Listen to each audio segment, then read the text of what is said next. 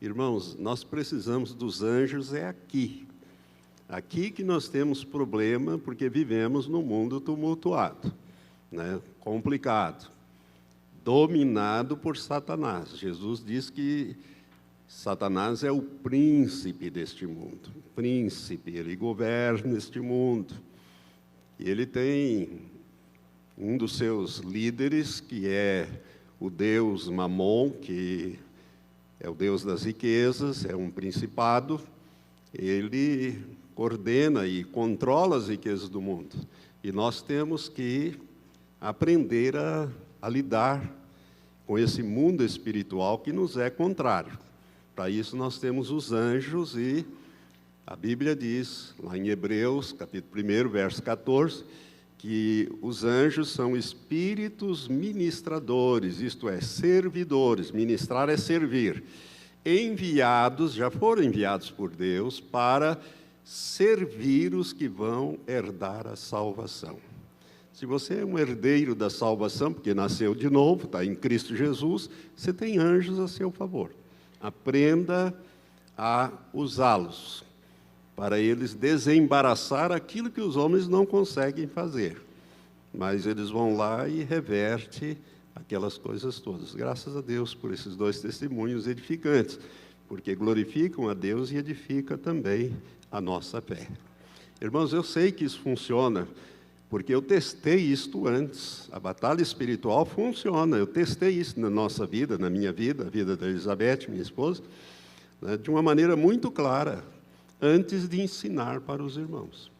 E eu ensino isso há muito tempo. Há muito tempo. Mas nós estamos ministrando, desde quinta-feira passada, uma visão diferente sobre o arrebatamento da igreja. Esse é o título que nós demos a essas ministrações, uma visão diferente sobre o arrebatamento da igreja.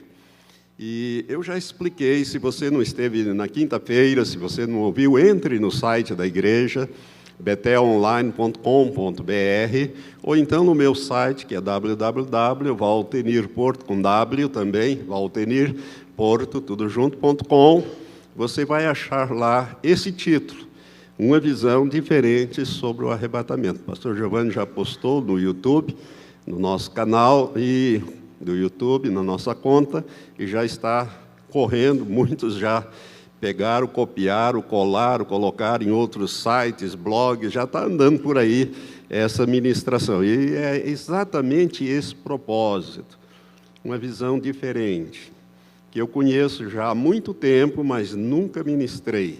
Então, estou fazendo isso agora porque eu vejo que o fim, que a volta de Jesus está iminente. Aquilo que está naquele banner ali é uma realidade.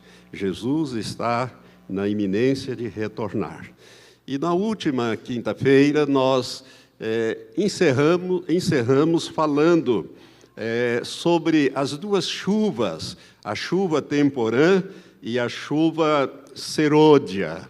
E nós mostramos isto dentro daquilo que Deus estabeleceu como um modelo, como uma prática cotidiana na vida dos lavradores, e principalmente direcionando ao povo de Israel, mas tem uma aplicação espiritual também. Então, na era da igreja, quando a igreja começou no dia de Pentecostes, nós tivemos a chuva temporã, que é a chuva dada ao seu tempo, que vem para, depois de um verão quente, o chão seco, aquela chuva torrencial de vários dias, ela vai molhando a terra, penetrando a terra, preparando a terra para ser arada e semeada. Sem esta chuva, se você semear, você não vai colher coisa alguma, porque falta a água ali, a menos que você tenha irrigação. E isso não existia nos dias antigos, era praticamente impossível ou pouco praticado esta irrigação artificial. Então, normalmente, era dependente da chuva. E aqui nós temos, então, com a igreja, a era da igreja sendo inaugurada de uma maneira extraordinária, né?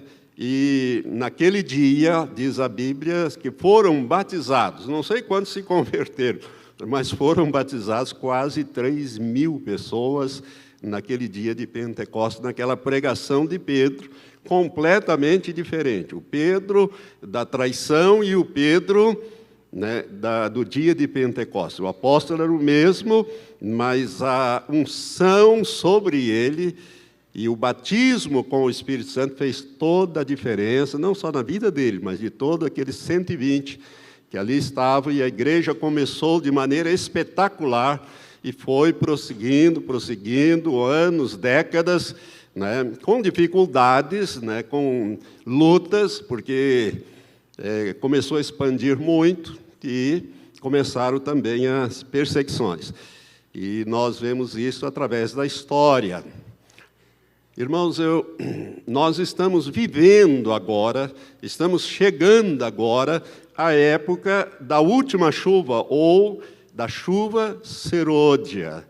Aquela chuva que eu expliquei, que ela vinha no final, quando o grão já havia nascido, então era aquela chuva também de vários dias, que vinha para fazer o grão crescer.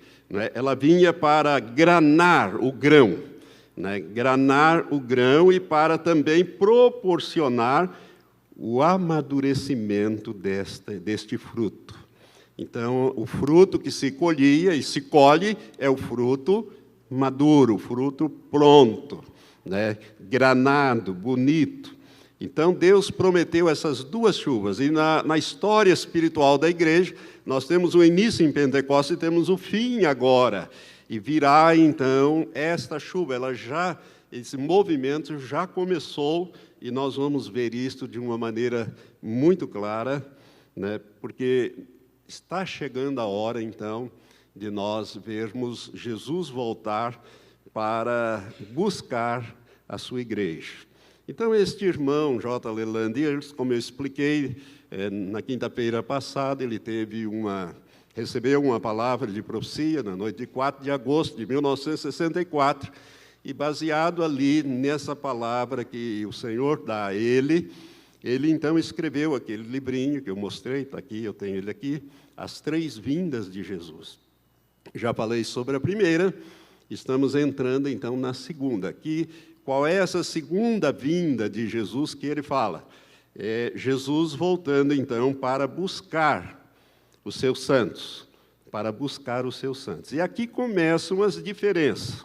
Aqui vão começar as diferenças daquilo que nós temos aprendido, estudado, pregado, não só eu, mas centenas, milhares de pregadores,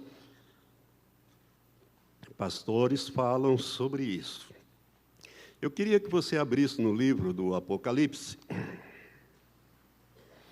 Nós vamos ler o que Jesus mandou que o apóstolo João, na ilha de Pátimos, quando ele estava lá, quando ele recebeu, teve aquela visão gloriosa, e aquela visão, aquele arrebatamento, o apóstolo João já estava bem no final da sua vida, isso foi lá pelos anos 90 e alguma coisa da nossa era, da era cristã, finalzinho já do primeiro século. Ele foi exilado nesta ilha por ordem do imperador Diocleciano, numa perseguição que se fazia naquele tempo. Ele, que era o pastor da igreja cristã em Éfeso, e ele então vai parar nesta ilha de Pátimos. E ali o Senhor aparece a ele de uma maneira gloriosa, e ele tem aquela visão descrita no capítulo 1 do Apocalipse, e Jesus dá uma ordem para ele escrever 7 cartas às 7 igrejas. As 7 igrejas que estavam na Ásia. E Jesus, então, manda eles... Hoje, essas igrejas, elas estão todas localizadas no território, as ruínas delas, né?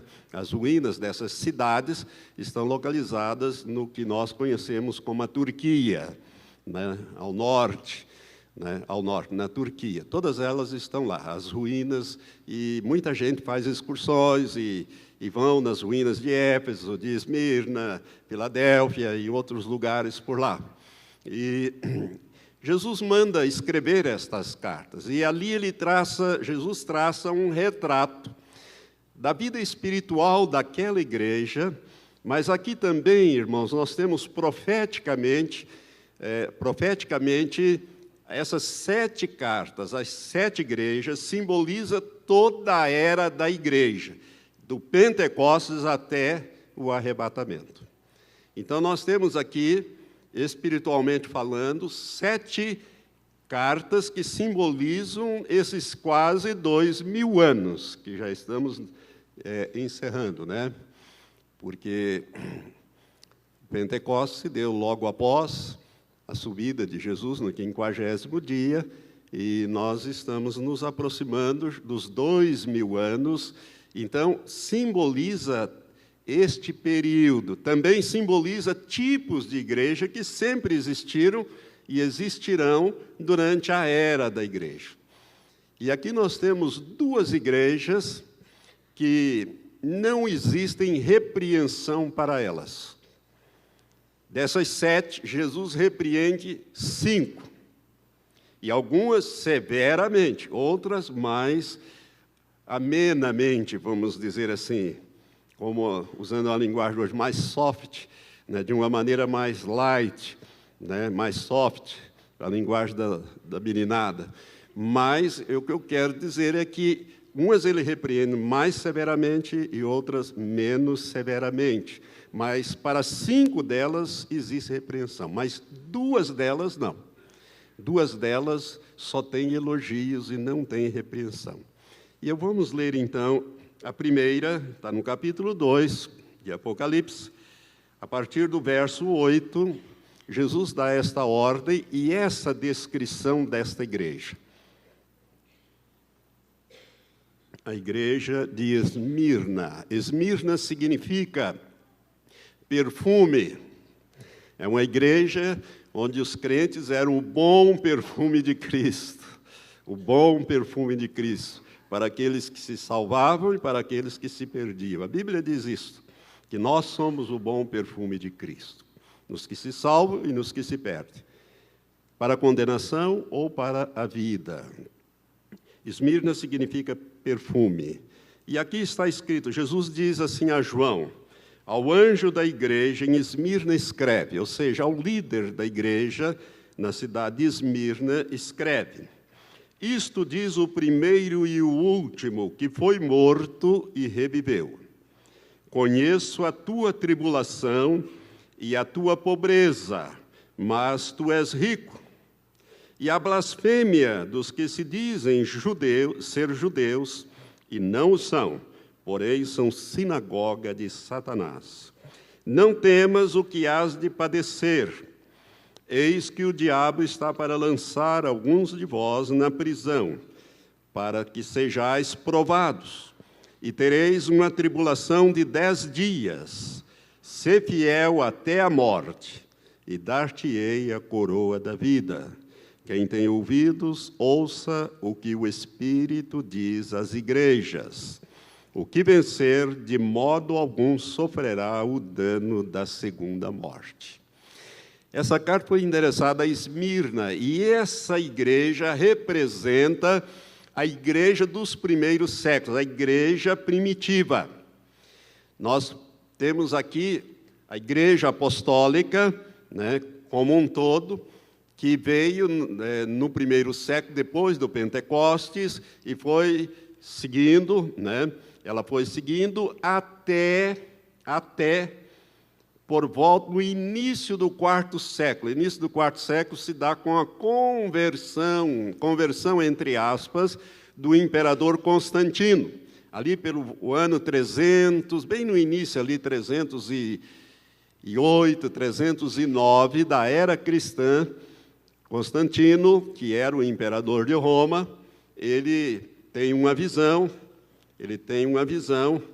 e ele vê uma cruz no espaço, e ele estava na iminência de entrar numa guerra onde a possibilidade dele ganhar aquela guerra era mínima, e ele vê um signo da cruz e uma frase latina, com este signo, com este emblema vencerás, né, em latim. E ele, então, ele manda que todos os soldados pintem a cruz nos seus escudos, e ele teve uma espetacular vitória. Quase que sai de uma impossibilidade de vitória para uma espetacular vitória. E esse fato levou ele a adotar o cristianismo como religião oficial do Império. Ele fez um concílio chamado Concílio de Nicéia, no ano 312 da era cristã, portanto, logo após esses fatos. E ali ele reuniu 300 bispos no Concílio de Nicéia, e aí começaram a traçar as regras para a igreja, e nasceu ali a Igreja Católica Romana, Apostólica Romana. Mais ou menos foi nesse concílio, onde então começou ali praticamente o embrião daquilo que seria a Igreja Católica Apostólica Romana, nesse concílio, presidido pelo imperador Constantino, ele que estava à frente, mas reuniu ali 300 bispos, e aí a religião que antes era perseguido, o cristianismo, os crentes, os cristãos eram queimados vivos, eram jogados aos leões lá no Coliseu Romano, passou a ser a religião oficial. E daí inverteu tudo. De perseguida, ela passou a perseguir todos os outros que não eram cristãos e que resistiam a ser cristãos. E o resultado é que nós vamos entrando, então, e aí, então, começa a decadência. Então, esta igreja de Esbir, nessa carta, ela representa a igreja cristã nos seus primórdios. É a igreja primitiva. E aqui, então, você vê que para esta igreja, que começou muito bem, foi até o século III, vamos dizer assim, até o ano 300, 299, 300 e pouco, quando então ela muda, e por isso que a perseguição ajuda a igreja a crescer. E quando a igreja se acomoda, ela começa a desviar-se dos seus caminhos. É por isso, irmão, que vai vir uma perseguição para apurar, dar uma depurada, uma limpeza nesses falsos cristãos dos dias de hoje, também como foi lá nos dias antigos. Mas nós temos aqui, eu estou traçando esse perfil porque são duas igrejas que não têm repreensão e elas são representativas. Uma representa o início do cristianismo. E outra igreja, que nós vamos ver agora, que também não tem repreensão, ela representa a igreja do arrebatamento. E você vai achar no capítulo 3, a partir do verso 7, o Senhor manda dirigir uma carta, escrever uma carta à igreja de Filadélfia. Não é a última igreja, é a igreja penúltima. Nesta ordem, seria a sexta igreja, a igreja de Filadélfia, capítulo 3, a partir do verso 7. Filadélfia significa amor fraternal, Philéu Delphos, amor fraternal, em duas palavras gregas, Philéu Delphos. Então, é a igreja do amor fraternal, a igreja onde os irmãos se amam fraternalmente, por isso são chamados irmãos, fraterno. Então, amor fraternal. A esta igreja, o Senhor dirige estas palavras. Ao anjo da igreja em Filadélfia escreve: isto diz o que é santo, o que é verdadeiro, o que tem a chave de Davi, o que abre e ninguém fecha, e que fecha e ninguém abre. Conheço as tuas obras, eis que tenho posto diante de ti uma porta aberta que ninguém pode fechar. Irmãos, esta porta é a porta das missões que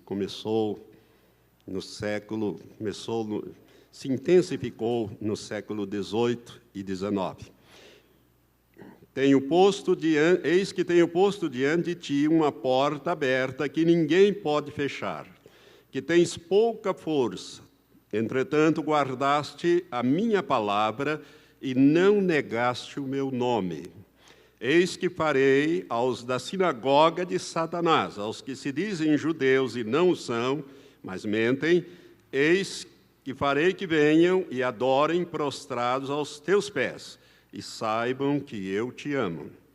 Porquanto guardaste a palavra da minha perseverança, também eu te guardarei da hora da provação que há de vir sobre o mundo inteiro, para pôr à prova os que habitam sobre a terra. Venho sem demora, guarda o que tens, para que ninguém tome a tua coroa. A quem vencer, eu farei coluna no templo do meu Deus, de onde jamais sairá, e escreverei sobre ele o nome do meu Deus e o nome da cidade de meu Deus, a nova Jerusalém, que desce do céu da parte do meu Deus, e também o meu novo nome. Quem tem ouvidos, ouça o que o Espírito diz às igrejas. Amém? Esta é a igreja que não tem repreensão também para ela, só tem elogios. Essa é a igreja de Filadélfia. Irmãos, esta igreja, ela começa com a reforma protestante de Martinho Lutero, em 1517. O ano que vem nós vamos completar 500 anos da reforma protestante, quando ele afixou aquelas teses ali na porta da igreja de Guindemburgo, ali onde Martinho Lutero era sacerdote romano, e ele, então, questiona as 92 teses de Martinho Lutero, e ali começa a reforma protestante. Ali ela ganha impulso, na verdade já tinha começado um pouco antes, né? E então começa essa reforma protestante, e ela vem se intensificar mais ainda nos séculos 18 e 19, com os envios dos missionários, quando começaram a sair missionários para o mundo inteiro, para a Índia, para a China, né, para o Brasil e para todos os lugares, tanto da Europa, dos países, a Inglaterra principalmente, ali, como também dos Estados Unidos, começaram a vir. Então, é a igreja missionária, é a igreja que o Senhor abriu uma porta de evangelização do mundo, que ninguém pode fechar. Tinha pouca força, mas foi ganhando, e essa igreja, então, ela vai ganhando. Historicamente, é isto. Ela vai ganhando força e penetrando em todos os países onde prevaleceu a reforma protestante.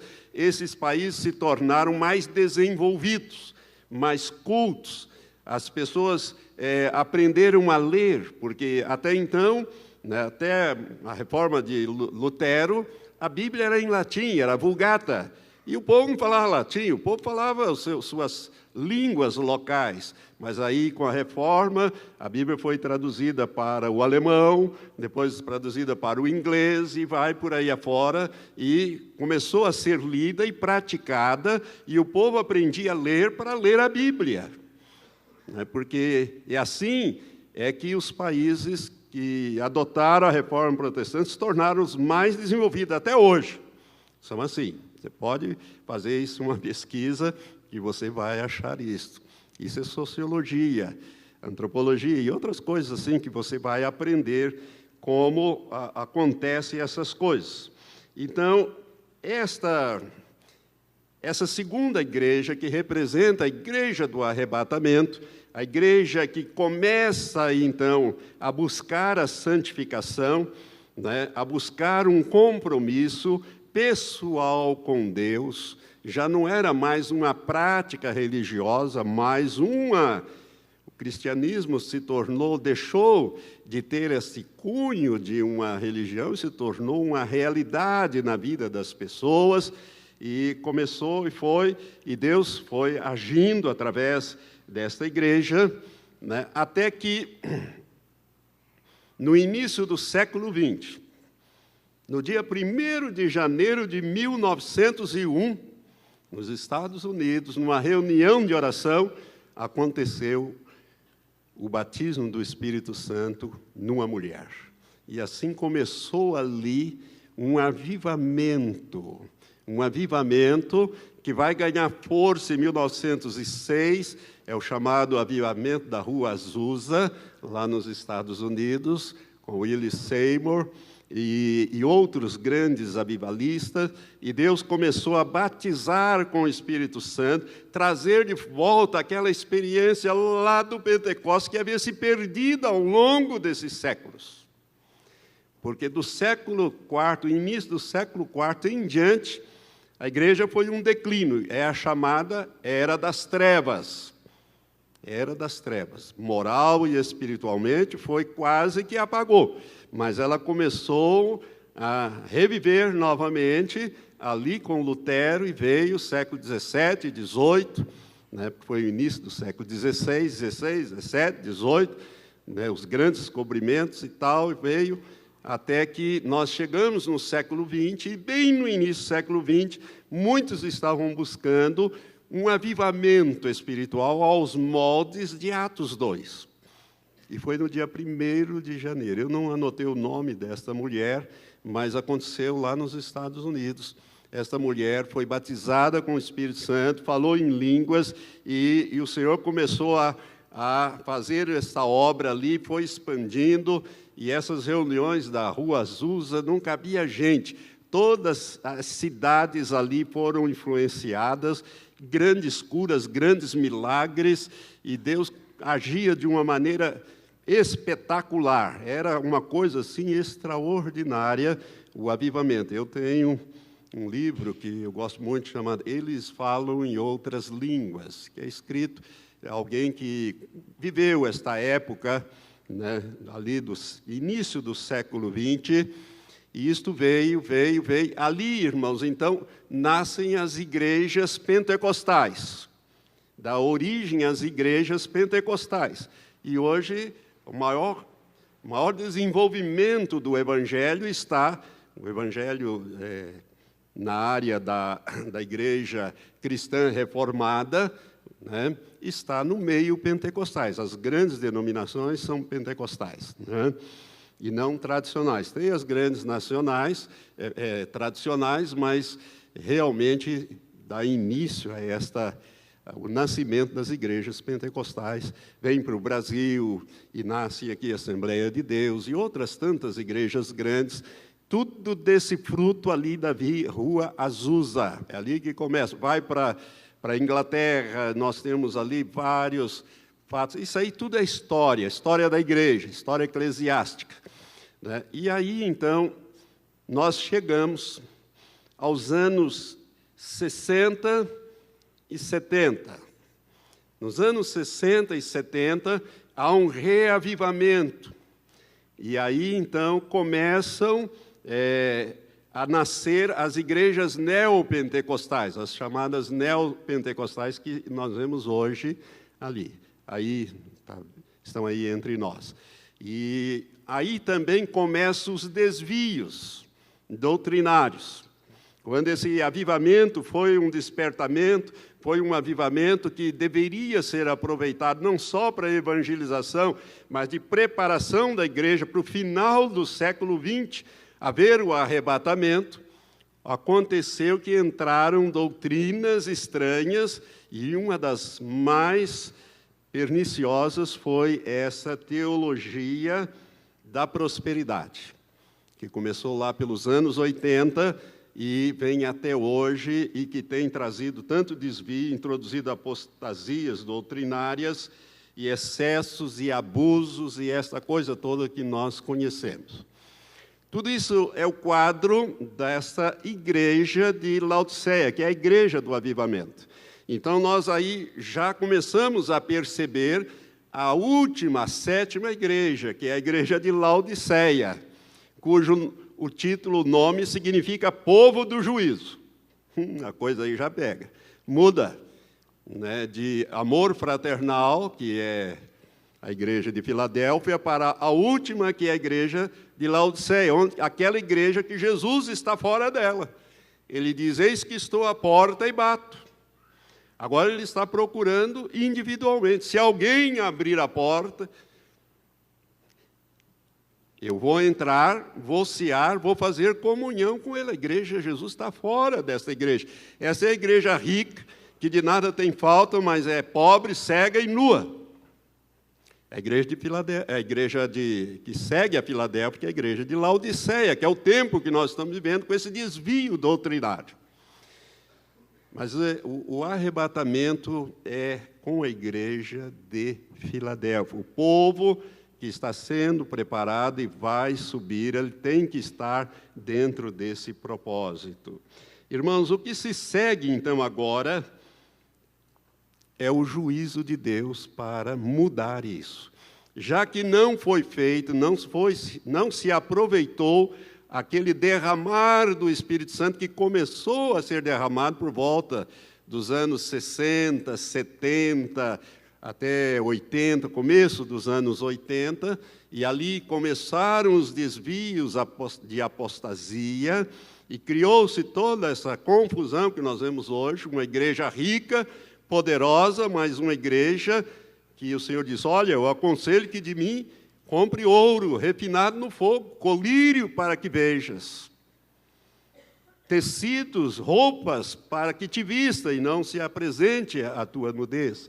É um juízo terrível, é uma das piores repreensões do Senhor, é para a última igreja, a igreja do povo do juízo, a igreja de Laodiceia, que é a igreja dos dias atuais. Mas o que eu quero dizer para você é que o Senhor vai tirar o povo dentro da igreja de Laodiceia, porque sempre tem, em cada período, o povo que vai vivendo de acordo com as regras que Jesus estabelece aqui. Então, nós estamos, irmãos, no limiar de um grande derramamento do Espírito Santo. Mas antes desse derramamento do Espírito Santo, o Senhor vai mandar o juízo para desgrudar o povo dessas lideranças atuais. Porque a continuar assim, nós vamos de morro abaixo para o precipício. Não é só o mundo que está indo pirambeira abaixo, a igreja também. A igreja cristã, avivada, pentecostal, a igreja dos dias atuais é a igreja de Filadélfia. Irmãos, nós somos fruto desse avivamento. Desse avivamento dos anos 80, nós saímos da igreja batista tradicional dessa cidade em 1985. Nós somos o fruto desse reavivamento, desse derramar. E como não se podia dar glória a Deus lá, né, no meio da oração, tinha que ser somente no amém, tinha que ser só no final.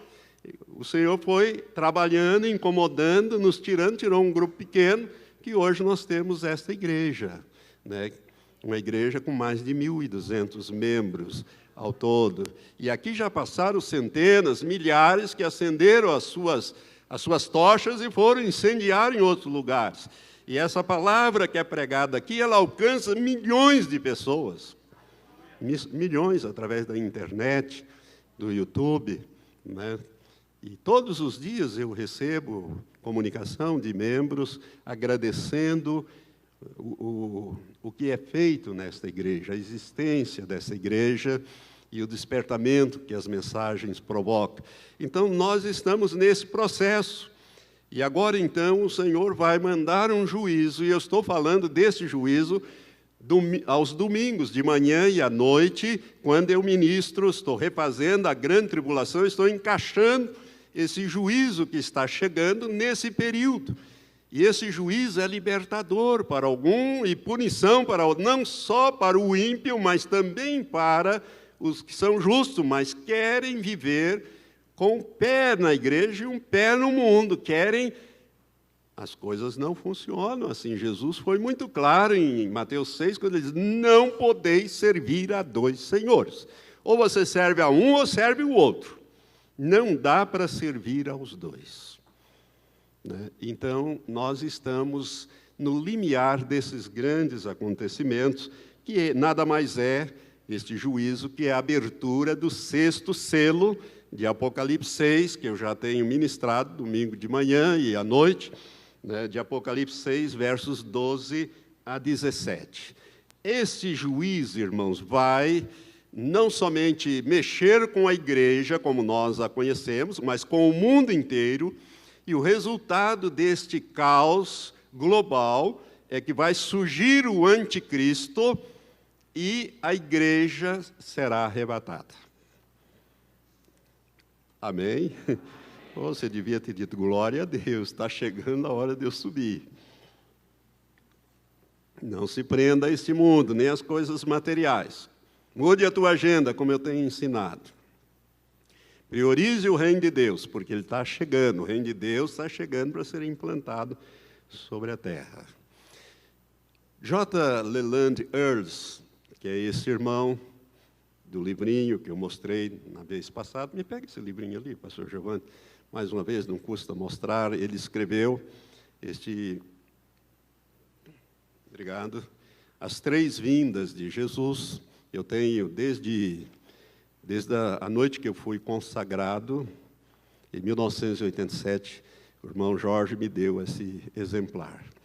Então, este irmão, ele recebe uma profecia em 1964, em agosto de 64, e ele, baseado nessa profecia e em textos que ele usa da palavra de Deus, mas ele emprega ali o sentido simbólico, ele vai, então, mostrar que realmente nós vamos ter o arrebatamento um pouco diferente deste que eu ensinei em 2014, 2015, para os irmãos durante 9 quintas-feiras, que eu já incentivei você a adquirir esse material, ou então entrar no YouTube e examinar esse material, onde eu falo do arrebatamento da igreja visto da terra para o céu, que é o ângulo da terra para o céu, que é o descrito em 1 Tessalonicenses capítulo 4, a partir do verso 13, e o do céu para a terra, de cima para baixo, que é o Apocalipse 12, todo o capítulo 12. Eu faço uma exegese, versículo por versículo, capítulo 12, levo, acho que, das 9 ministrações, 6 eu levo sobre o ângulo do céu para a terra, o Apocalipse capítulo 12. E este irmão, ele escreve muito bem esse livrinho, e ele então vai trazer, através desta profecia, um pouco diferente. Ele diz, ele ensina que haverá um grupo menor, um grupo bem menor de santos, de pessoas salvas por Jesus Cristo, lavadas, cheias do Espírito, que são os frutos, os santos maduros, que subirão primeiro.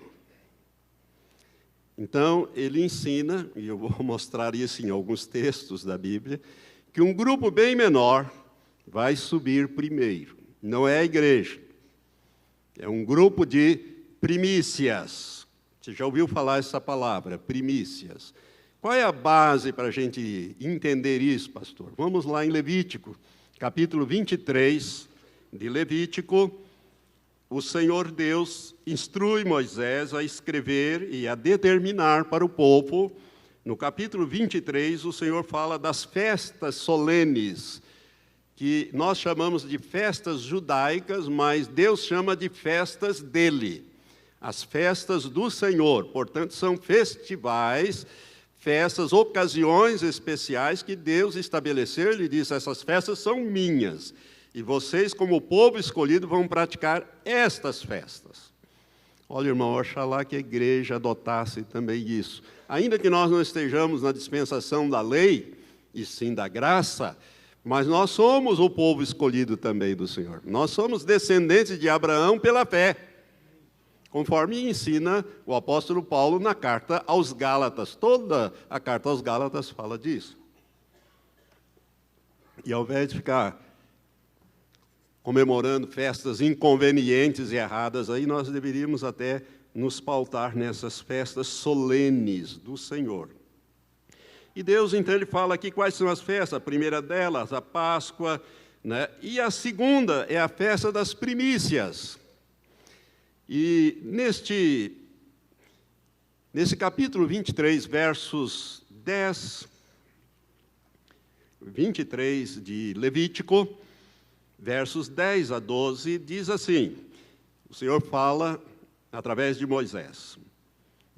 Verso 9, disse mais o Senhor a Moisés, fala aos filhos de Israel e diga-lhes, quando houverdes entrado na terra que eu vos dou, e cegardes a sua cega, então trareis ao sacerdote um molho das primícias da vossa cega, ou da vossa colheita, e ele moverá o molho perante o Senhor, para que sejais aceitos. No dia seguinte, ao sábado, o sacerdote o moverá.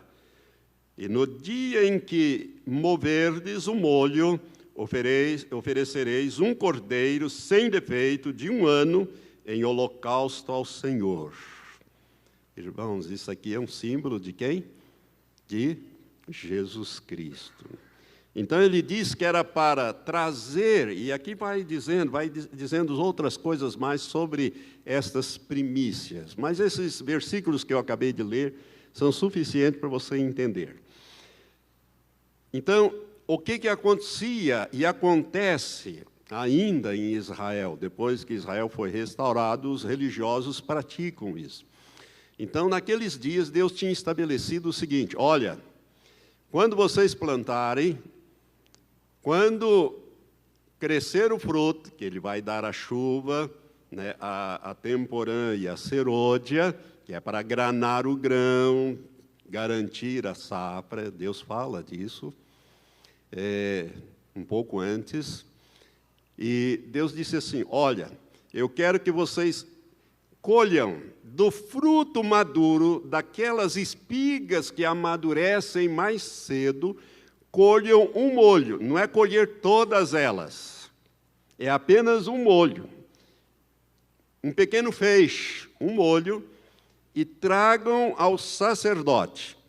E o sacerdote vai mover, é a oferta das primícias ou também oferta do movimento. Ele vai mover diante do Senhor e oferecer aquelas primícias. E Deus disse, eu vou garantir a colheita, eu vou dar a chuva, eu vou garantir as colheitas. 50 dias depois vão poder colher e vão colher em abundância. Mas tem que trazer isso, senão Deus não dava a última chuva, que é a chuva serôdia. Ele não daria e o grão murcharia, a colheita se perderia, se não trouxesse a ele as primícias dos frutos maduros. Dentre os frutos maduros colhia-se alguns feixes, alguns galhos, né, algumas hastes, formando um feixe e trazia aquele feixe ao sacerdote. Isso é simbolizado. Esse irmão diz que esse feixe, ele simboliza esse pequeno molho dos frutos maduros, que ele entende ser, isso é o entendimento que ele dá, os 144 mil, de Apocalipse 14. Vamos olhar lá em Apocalipse 14. Eu abri assim em cima. Aqui nós temos a descrição, desde o primeiro versículo, mas eu vou ler o versículo 3, e cantavam esses 144 mil, né? Vamos ler então desde o primeiro. E olhei, e eis o Cordeiro em pé sobre o monte Sião, e com ele 144 mil, que traziam na fronte escrito o nome dele e o nome de seu pai. E ouvi uma voz do céu, como a voz de muitas águas, e como a voz de um grande trovão, e a voz que ouvi era como de arpistas, que tocavam as suas harpas e cantavam um cântico novo diante do trono e diante dos 4 seres viventes e dos anciãos. E ninguém podia aprender aquele cântico, senão os 144 mil, aqueles que foram comprados da terra. Olha, preste atenção, não são os 144 mil do capítulo 7, que são judeus, 12 mil de cada tribo. Aqui são outros 144 que vêm de toda a terra, que foram comprados da terra. Estes são Os que não se contaminaram com mulheres, porque são virgens, esses são os que seguem o Cordeiro para onde quer que ele vá. Esses foram comprados dentre os homens para ser as primícias para Deus e para o Cordeiro. E na sua boca não se achou engano, porque são irrepreensíveis. Lembre-se que o livro de Apocalipse é um livro simbólico. Então, nós temos muitos símbolos aqui. Não é literal isso aqui. Isso aqui é simbólico. Nada mais do que 12 vezes 12.000 dá 144. Lembra que o número 12 no livro do Apocalipse aparece muitas vezes, são simbólicos. São números simbólicos significativos, né, que nós temos que entender isso. Mas o que interessa aqui, irmãos, é que esses foram comprados da terra para o Cordeiro e para Deus, e eles são um grupo especial. Não são judeus. Os 144.000 judeus estão no capítulo 7. É outro contexto. Não tem nada a ver com esses 144.000 que estão aqui, aparece na visão, já em cima do Monte Sião, aqui na terra. O Monte Sião é aqui na terra, lá em Jerusalém, né?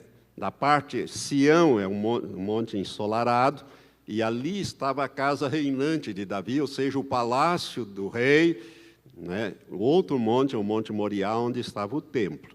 Sião, então, fala de governo. Esses seriam, no entendimento deste irmão, os 144.000. Também seria, volte uma página ali, uma ou duas, do capítulo 12, seria então o filho varão, que é arrebatado quando ele nasce, ele é arrebatado para Deus e para o seu trono, conforme diz o capítulo 5, ali no filho varão. E deu à luz, ele está falando da mulher, um filho varão que há de reger todas as nações com vara de ferro, e o seu filho foi arrebatado para Deus e para o seu trono, e a mulher fugiu para o deserto. Então, veja bem, seria também o filho varão. Se você for naquele estudo que eu dei lá sobre o arrebatamento da igreja, você vai ver que esses símbolos aqui do capítulo 12, a mulher representa a igreja visível, como nós a vemos hoje na face da terra. E o filho que está dentro da mulher é a igreja invisível, a igreja que será levada, a igreja que será arrebatada.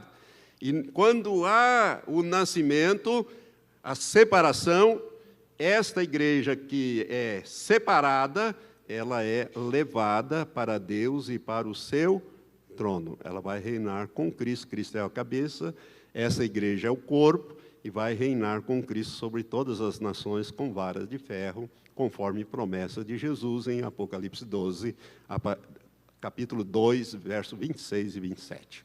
Mas isso é objeto daquele estudo que eu já incentivei os irmãos a irem lá e aprender, estudar comigo. Eu já dei esse estudo, está no meu site, está no YouTube, você pode ver como que eu interpreto esse versículo 5 do capítulo 12 de Apocalipse. Então, esse irmão, Leland Ertz, ele disse, olha, meu entendimento é que esse pequeno grupo, que são as primícias, para Deus e para o Cordeiro, vai ser levado no início, ou antes até desses juízos atingirem a terra. Ô, irmão, será que você está entre eles? Seria um privilégio, hein? Não passar pelo juízo do sexto selo. Seria um alto privilégio. Mais ainda, esse irmão, ele ensina com base nesta profecia que ele recebeu naquela data que eu já mencionei, e Jesus fala que este grupo, que seria as primícias, seriam tirados da terra, eles seriam transformados e levados a encontrar o Senhor nos ares. Jesus viria e pararia nos ares, ou seja, na atmosfera terrestre, mas bem acima dos satélites, estações espaciais, bem mais para cima, né, aí já em torno da Terra, Jesus pararia e ele convocaria este feixe que seria oferecido a ele, a Deus. Estes que vão subir, segundo esse entendimento, segundo esta profecia, eles vão ser usados pelo Senhor Jesus Cristo num trabalho durante o período de amadurecimento da colheita, ou seja, dos que não fazem parte desse feixe, para amadurecer, serem preparados para o arrebatamento. Então, irmãos, o entendimento desse irmão, um pequeno grupo, como as primícias, que ele entende que pode ser, talvez seja os 144 mil, ele ensina assim, talvez seja o filho varão, que vai formar o corpo de Cristo. O que Jesus disse naquela parábola das bodas? Jesus conta uma parábola das bodas, e ele diz, olha, muitos são chamados, ele encerra a parábola dizendo, muitos são chamados para onde? Para o reino, mas poucos os escolhidos. Escolhido para quê? Para ser corpo de Cristo. É uma coisa interessante, irmãos, os estudos, você vai ver daqui um pouco, mas eu vou entrar agora, hoje não vai dar, que já nosso tempo já fluiu, mas você vai ver pelos estudos como isso tem base nas Escrituras, essas coisas. Mas você precisa enxergar tudo, os textos, dentro de um contexto simbólico, dentro de uma interpretação simbólica. Então, esse pequeno grupo de primícias seria levado, e aí viria esse período descrito como o início dos 7 anos, o governo do anticristo, e este grupo iria interagir e ajudar a igreja que ficou para ser, no caso, formada, trabalhada. Agora você imagina, irmãos, vindo esse juízo do 6º selo, que eu estou falando nos domingos, e tem lá no YouTube, já ministrei 4 domingos sobre isso, e vou continuar, não no próximo, mas no outro ainda. Eu quero dizer para você que milhões e milhões, bilhões de pessoas vão vir para o reino depois desses eventos. E estes que foram levados vão entrar, vão receber os seus corpos glorificados, semelhantes ao corpo que Jesus ressuscitou com ele, e vão trabalhar, e vão aparecer e desaparecer para a igreja que ficou. Por quê? Porque, de acordo com o Apocalipse, capítulo 12, que fala do arrebatamento da igreja, de cima para baixo, do céu para a terra, quando o filho varão for levado, toda a glória da mulher, todo o esplendor da mulher, acaba tudo. E a mulher foge para o deserto, onde ela tem um lugar preparado por Deus para ser sustentada fora da vista da serpente, por 3 anos e meio, são os primeiros 3 anos e meio, no deserto. Aí ele entra, então, ele ensina que este grupo vai aparecer, desaparecer, vai orientar, vai ajudar, vai suprir, ele vai ajudar na preparação dos santos, proteger a mulher, ajudar a mulher, prover a mulher no deserto, dar provimento, sustento, orientação aos santos durante esse período dos 3 anos e meio iniciais que nós vamos ter. Para que se amadureça esta colheita, especialmente esses que já estão maduros, mas que ficaram, uma boa parte da igreja madura vai ficar para trás, será usada pelo Senhor nesse período, para trazer a maturação aos demais. Por quê? Porque a igreja que será levada no arrebatamento, olha aqui para mim, é uma igreja madura. Não é igreja espiritualmente criança. E quando eu falo madura, irmão, não estou falando de tempo de banco, não, de tempo de membresia. Estou falando de maturidade espiritual. Porque você pode ter 10, 15, 20, 30 anos de membresia e ser um crente carnal e, portanto, de acordo com a Bíblia, você é criança. E criança não será integrada no corpo de Cristo, não vai ser levada. Aliás, o corpo vai ser só esse grupinho pequeno. São os muitos eleitos, muitos chamados, poucos os escolhidos. Os outros vão ser, esses que vão ser levados nos 3 anos e meio, você sabe o que serão? Os chamados a bodas do Cordeiro, os convidados. Não são a noiva. A noiva, ela vai antes. É essa a companhia dos vencedores. Daqueles que derrotaram Satanás. O pecado não teve primazia na vida dele, ele soube lidar com isso. Mas os que ficaram vão ter que amadurecer. Né? Alguns desses maduros, que quem vai selecionar esse feixe é o Espírito Santo, que está na igreja. Esse pequeno grupo será levado. E ele vai ter uma obra muito grande, semelhante ao que Jesus fez depois de ressuscitar. Quantos dias Jesus passou na terra? 40 dias. Aparecia, desaparecia. Ele ficou ensinando, se você olhar em Atos, capítulo 1, acerca do reino de Deus. Por quê, irmãos? Porque a igreja primitiva dos apóstolos estava totalmente desestruturada com a morte de Jesus.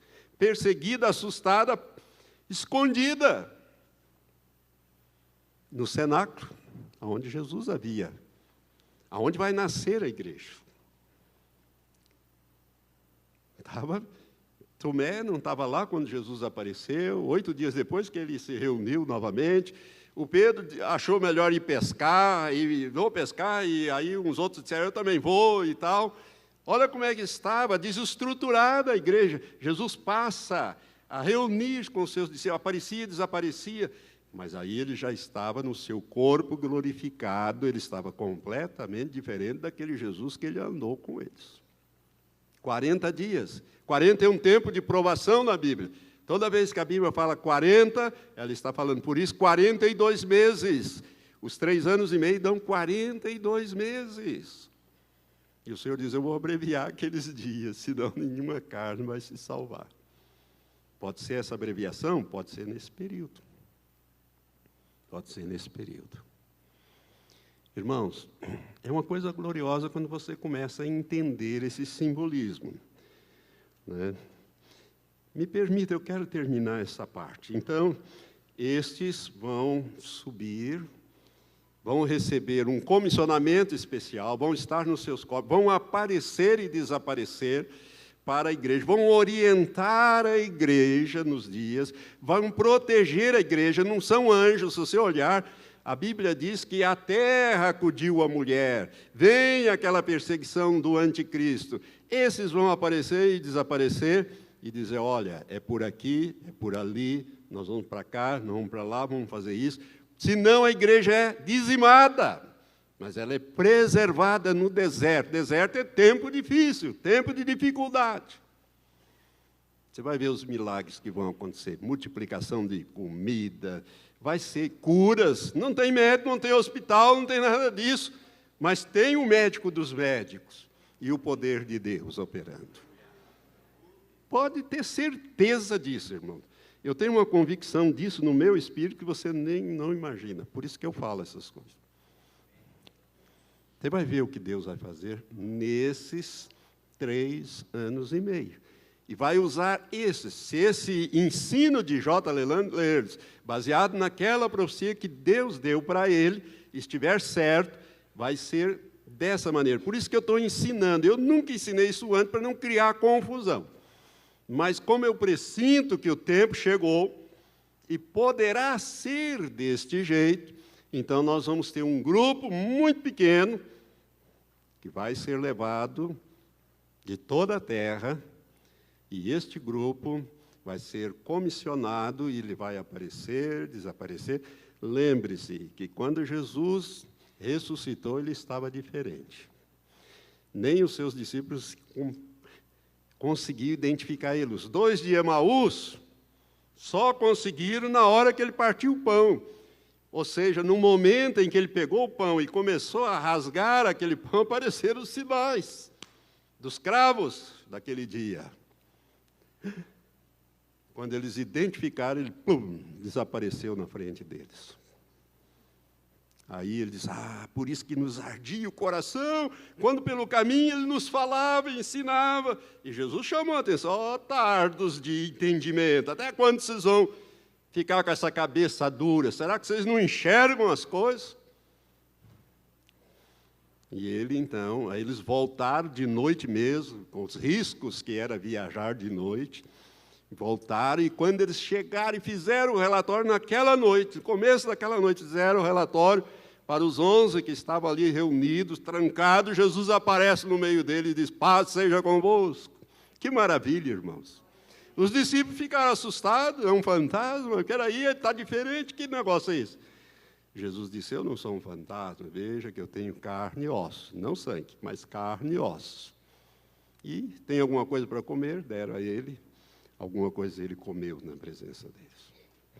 Maravilha. Vai ser assim. Possivelmente pode ser assim. Então, nós vamos ter essa companhia de santos que vão ser usados para isto. E eu, então, vou parar aqui, porque tem umas coisas aqui muito importantes que eu vou ter que gastar tempo para poder ensinar para os irmãos acerca do que estes vão fazer nesse período de 3 anos e meio. Você está notando que é um pouco diferente do arrebatamento que nós ensinamos? Porque o arrebatamento que nós ensinamos não tem essa companhia, não tem esse grupo, não tem esse feixe, não tem esse molho, não tem esses maduros que são colhidos e levados e ofertados ao Senhor e são usados por Ele no amadurecimento da safra, vamos dizer assim, dos frutos, da preparação dos frutos durante aqueles 3 anos e meio. Irmão, se for assim, você pode ser levado. Porque, veja bem, isso não quer dizer vai levar os 144 mil pastores, apóstolos, profetas, não é isso não. Santos. Como vai ter surpresa aí. Como nós teremos surpresas. O que eu quero dizer para você, tem mais, agora eu vou começar a entrar nos textos que mostram essa preparação, que mostra esse tipo de agir. Esse irmão, ele fala de 17 textos e contextos. Eu vou usar alguns só, porque senão esse estudo vai ficar muito comprido. Porque ele escreve de uma maneira sintética, mas eu não consigo falar de uma maneira sintética. Então, eu vou pegar alguns desses e trazer para a igreja, para que você conheça também essa possibilidade do arrebatamento ser assim. E quem sabe, incentivar você a levar uma vida de santidade, santificação, de intimidade com o Senhor. Os segredos do Senhor são para aqueles que são íntimos dele. A Bíblia diz isso. Os segredos do Senhor são para aqueles que têm intimidade com ele. Sabe, irmãos, Deus não faz coisa alguma sem revelar os seus segredos aos seus servos, os profetas. E isto veio na forma de uma profecia. Em 1964. Não são muitos que conhecem esse material. Eu mesmo nunca ouvi uma pregação, ou uma ministração, ou um estudo sobre isso. Por isso resolvi dar. Quero dizer para você que se for desta maneira, nós vamos ter uma ajuda de pessoas que nós vamos reconhecer, né, sobrenatural. É ajuda sobrenatural. Não tem anjos nesse processo, irmão. Anjo é usado para trazer juízo. E os anjos vão executar